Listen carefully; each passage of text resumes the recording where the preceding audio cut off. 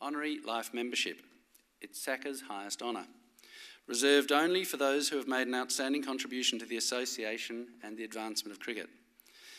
With that firmly in mind, your board has unanimously agreed to propose Mr. John Bannon as such a person and seeks your approval to confer honorary life membership of SACA on John. In accordance with the Association Bylaw 2A, it is necessary for his nomination to be approved at this meeting.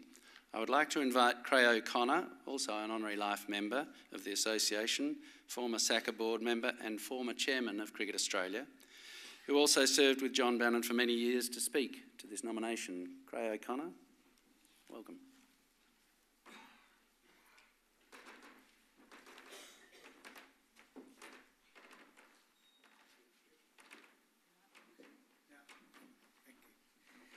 Thank you, Mr. President. It is indeed a great honour to be invited to propose the Honourable Dr. John Charles Bannon AO for honorary life membership of the South Australian Cricket Association. John has served on the SACA board for 14 years, the Cricket Australia board since 2008, and the Adelaide Oval Stadium Management Authority board since its inception in 2009. Throughout this period of service, his dedication to cricket, the association and the Adelaide Oval has remained unwavering. Between Ian McLaughlin and John, SACA had politics covered, and like Ian, John was intimately involved in the discussion with governments that resulted in financial support for the redevelopment of the Adelaide Oval. They made a formidable team. The evidence is all around us. John has served on many association subcommittees, but his passion remains the preservation and promotion of its history, its collections, memorabilia, books and records. In 2007-8, John was SACA's representative in the negotiations with the State Library and the Bradman family that resulted in the relocation of the Bradman collection from North Terrace to the Adelaide Oval. It is now a major attraction at the Oval and adds to our reputation as one of the great grounds of the world. John continues to explore ways to highlight our history, enhance our heritage and ensure the most effective display of our museum collection. As a director of Cricket Australia, John was deeply involved in its review of governance, seeking to ensure that SACA retains its direct representation on the new board. This battle is by no means over, and John continues to lead the way in protecting states' rights. Finally, John has made an invaluable contribution to cricket as chairman of the National Indigenous Cricket Council, a very important aspect of cricket development. As a player, John was a left-hand orthodox bowler in Adelaide Turf, where he played for Spock, and he's also played a lot of cricket for Lord's Taverners. He's an honorary life member of the Spock Cricket Club and a vice president. Thank you.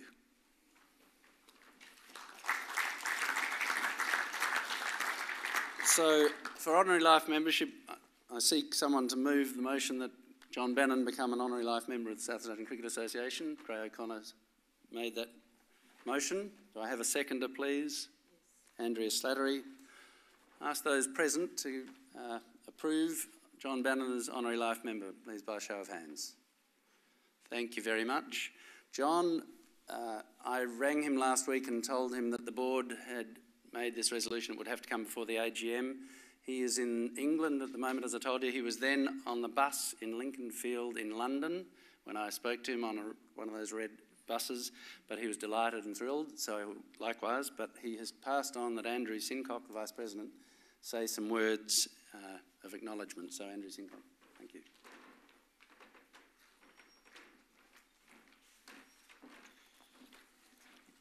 Thank you, Andrew. As Creagh noted, John was a cricketer in turf cricket and his exploits could be probably best described as fair. Creagh would have liked to have noted that he would have liked to have faced John bowling at him, and he means now. John's asked me to say some words on his behalf, and these are John's words. I am sorry that academic commitments in the UK have prevented me from attending this AGM, and even more sorry not to be present to receive this unexpected honour. I am surprised but very grateful. South Australian Cricket Association and South Australian cricket has been a major part of my life since being taken to my first test match as a small boy with the son of a member to see Freddie Brown's Englishman in action in 1951. I have attended almost every Adelaide Test match since, and many Sheffield Shield matches and short forms of the game. I can tell you, just as an aside, that John used to come to me and say, this 2020 cricket, Andrew, really, he now is one of the first people here to see the strikers.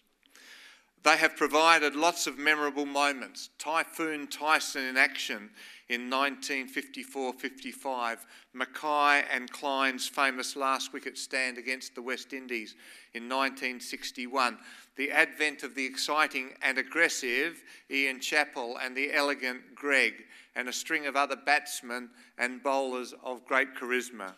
When I was in Parliament, I participated in the campaign to keep the young David Hooks in South Australia and later launched his biography. And the campaign to rescue Buff Lehman from the clutches of the Victorians. As Premier, I helped get the Commonwealth Bank Cricket Academy located in Adelaide and in plans for the building of the Sir Donald Bradman stand, which I had the honour of opening with Sir Donald himself in 1990. In 2000, it was exciting to be elected to the South Australian Cricket Association Board and be part of decisions on the major developments that have taken place with members' support since then, which have transformed the world's best cricket ground to a state-of-the-art facility without sacrificing its special qualities. I was part of the negotiating teams with federal and state governments on a unity ticket with Ian McLaughlin and with the SANFL on what was, at times, seemingly a fruitless quest. The results have exceeded the already high expectations on the Australian stage, and we look forward to putting it on show on the international stage for the first time this coming cricket season. I have been involved with the relocation of the Bradman collection to the Oval, underlining right from the front door the role Adelaide Oval plays in world cricket. I hope plans for a future museum club facility can be implemented in the future. It has been a fantastic time to be involved with cricket administration on a board of like-minded colleagues with many different contributions to make, and 3 able chief executives and their staff. It has been a privilege to be a voice for South Australian cricket at the national level where, again, great changes have been made. However, the Sheffield Shield has remained frustratingly out of our hands for far too long. I am grateful for the opportunity provided by the members to be part of it all and to receive this honour. John Bannon.